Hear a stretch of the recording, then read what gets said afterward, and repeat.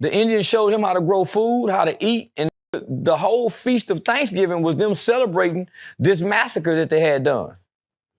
So that's why we celebrate Thanksgiving, homie, because they killed off a bunch of Indians. Not only did they kill them off, homie, they gave them blankets intentionally with diseases on them. Real life.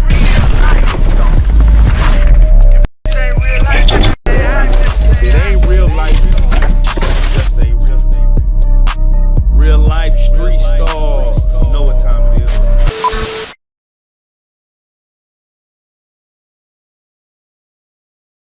Real life street stars. Hold on. We back once again. The man that's moving around the nation. I want to say acclaimed actor now, guys.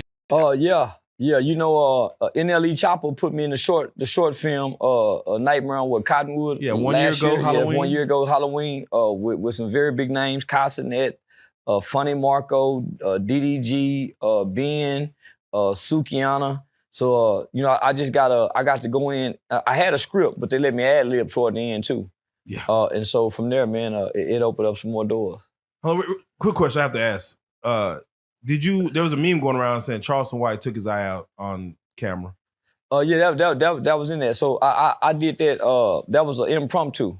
Yeah. So that's kind of what sold the scene a little bit more. You know what I'm saying? So yeah. Now we're gonna talk about it a little later, but I was able to watch the Wrong Address movie, which of course starring Charleston White. And you did this. You popped off the same scene in that movie. Is that gonna be like a?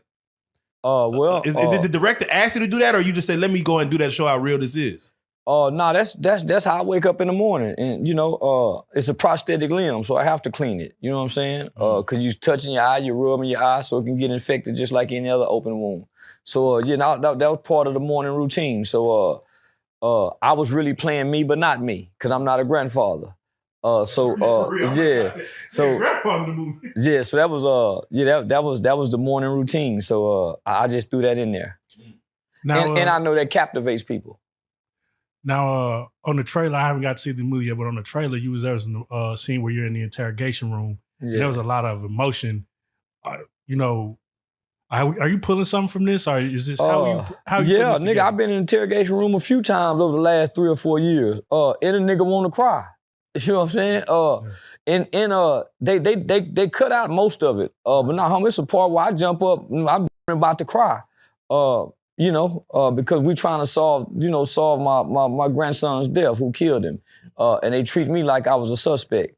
So, I tapped into the times, when I was in them interrogation rooms and they asked me something, and I felt like I was in the right, especially when I went to jail for half a body, for aggravated assault with a deadly weapon. So, they charged me and wasn't nobody else charged. And them came to my location playing tough and gangster. So, I tapped in from that moment. Yeah, I remember being in handcuffs, not having the bond money to get out of jail, and like, man, them niggas were playing gangster with me. I was just responding. So yeah, I tapped into that part right there. That's some real stuff. Now we're gonna circle back to the Wrong Address because we're gonna talk about the promotion of that. But yeah, and we taking it to Hollywood, so I think we got a Hollywood movie premiere coming up like in January. So so we got to get back to it. So with that being said, with the timing of what we're doing right now in this interview, you know. Most folks probably gonna be sitting down, blessing their food for Thanksgiving dinner, watching the Cowboys. The genocide day we like every year, and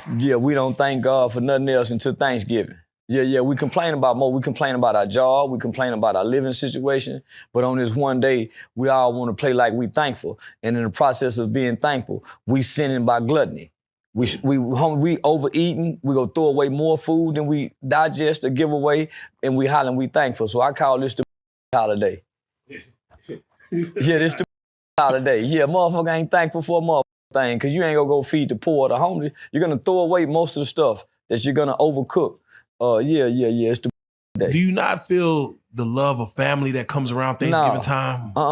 Because my mother have a soul food dinner twice a month. So we feel it way before Thanksgiving. Thanksgiving is the day. Most of the family members you come there, most of y'all ain't like each other. Y'all ain't spoke to each other all year. Y'all ain't prayed together. A family that prays together stays together, not a family that eats together. And then we're not eating at the table. So this is one of the dynamics I look at the family. The family structure. It used to be everybody had to be home by dinner time. right? Everybody, nigga, I don't care what age you were, nigga, you had to make it home by dinner time. And you, your siblings, your immediate family, y'all sat down and like, hey, Dad, can you pass me the peas? Hey, Mom, can you pass me the mashed potatoes? And that gave the father, that gave the mother an opportunity to say, boy, why your eyes so red? Man, boy, you drunk? Girl, why you so quiet? So it gave you time to examine your family, and you was breaking bread with your family. Nowadays, all of us are gonna come to the table, we're gonna pray that bullshit prayer, we're gonna make our plate, one person gonna go in the living room, one person gonna go on the back porch, one person gonna go in the kitchen, one person gonna go on the front porch, one person gonna go, so we don't eat together, so nah, homie, nah, this ain't about family. This is just a tradition that we celebrate in America, and we really don't understand the real tradition. They killed a bunch of Indians after they ate with them.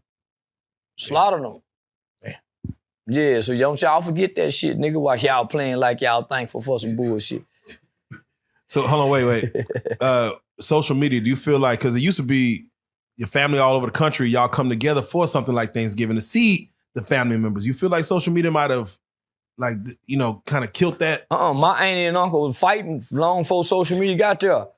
You got me up, ho, what? You know, they were cussing each other out long before social media. And it would go be a family feud. It's gonna be a family fight. And everybody go be ignoring the perverted uncle who, you know, who's a pervert, and everybody know he a pervert, but he still get to hug the nieces and bounce the nephews on his knee. All the while sitting them in his lap. So now, social media didn't have nothing to do with where we at today. So let me just ask, for let's just say the white people who haven't experienced a soul food Thanksgiving dinner. Yeah. Just from food-wise, let's not get off to Thanksgiving, but just food-wise, what are some foods that they need to be trying that they may never try before that, you know, grandmama might have cooked, big mama might have They cooked? don't have the same taste buds as us. So they need to stick with what they got. Stovetop stuffing, marshmallow casserole, unseasoned turkey.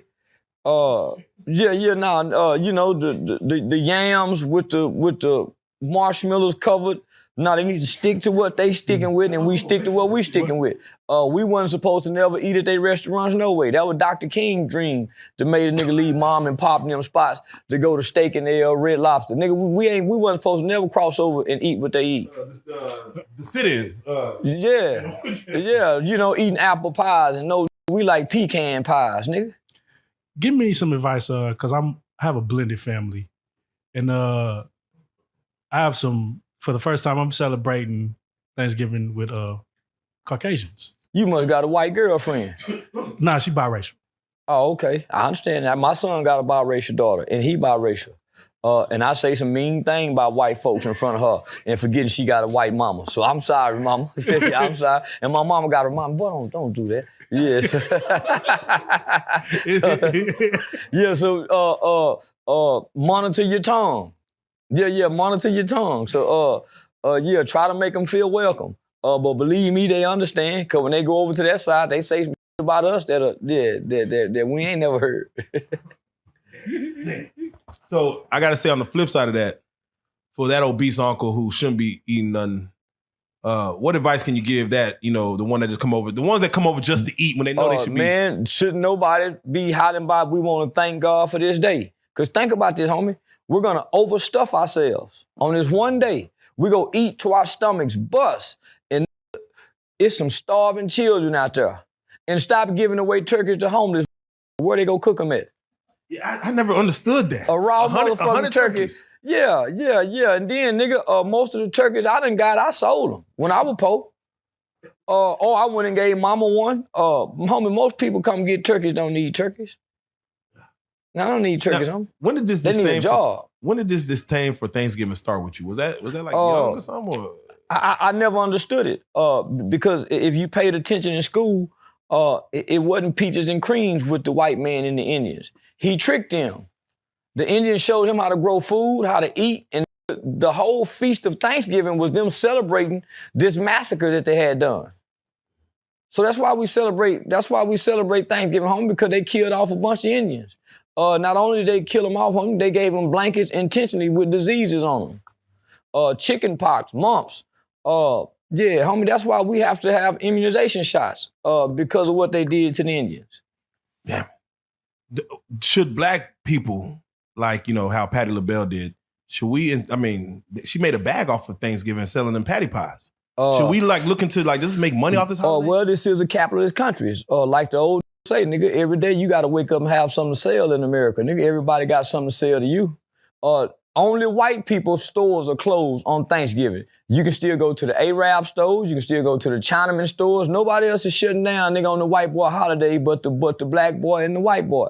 So we follow white customs and white tradition. So I'm saying celebrating Thanksgiving. Go back to having you a once a month soul food Sunday. And you won't have to wait till once a year for you and your family to play like y'all really like each other and y'all ignore each other the whole year. Don't talk to each other. Y'all don't do nothing with each other. And hey, what's going on, kinfolk? Hey, y'all, yeah, man, yeah. Man, everybody full of shit, man. Everybody playing, especially on Thanksgiving. Now, you got me thinking because you're 100% right. How you feel about Christmas? That's some too. Teach your kid to go out and be a giver rather than a receiver. Because really get mad if you don't get them nothing for Christmas. Christmas ain't about what you can get, it's about what you can go give to the least of those. And nigga, we ain't out on say, come on, y'all, let's go buy presents for the motherfucking kids you go to school with that ain't had a pair of new shoes. You see what I'm saying? Nah, homie, so Christmas is a holiday too. It ain't, man, Jesus is not the reason for the season. They should be telling us some shit. Because if it was about Jesus, then there would be no need to dress up Santa Claus. And what about the poor babies who ain't got a chimney for Santa Claus to come down? Yeah, that does make a violent little son who ain't getting nothing. It just makes him want to steal something. Yeah. Take something. Like that's why crime go up around this time. But think about the poor in the project that ain't got a chimney. And they done sold the story of Santa Claus coming down the chimney. Come on now. So what holiday should we be celebrating? We supposed to just make up holidays. We supposed to have our own holidays to make up. Mother's Day, we supposed to celebrate a whole nother day opposite of what day they said it is. We supposed to have our own holidays that we specifically celebrate and nobody else. Until the end, I think everybody playing. Do you believe in Juneteenth or any other independence holiday? I used to believe it when it wasn't a federal holiday and white folks didn't celebrate it. That used to be my day. I called it day. But now that the white folks celebrate it, man, that day. For George Floyd to be the reason they celebrated it. No, George Floyd wasn't the reason. I thought that's when they implemented. Well, no, we not gonna take that from Miss Opal Lee. Nigga, Miss Opal Lee had been trying to get Juneteenth passed long before George Floyd died of the fentanyl overdose. You heard what I said? Long before he died over the fentanyl overdose. Police didn't kill that nigga. That nigga died from fentanyl withdrawals. Resting on his belly. The white boy just happened to be leaning on his neck at the time. But he gonna die anyway.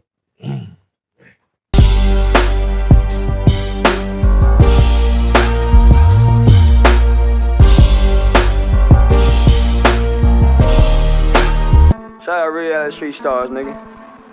Move it. Hey.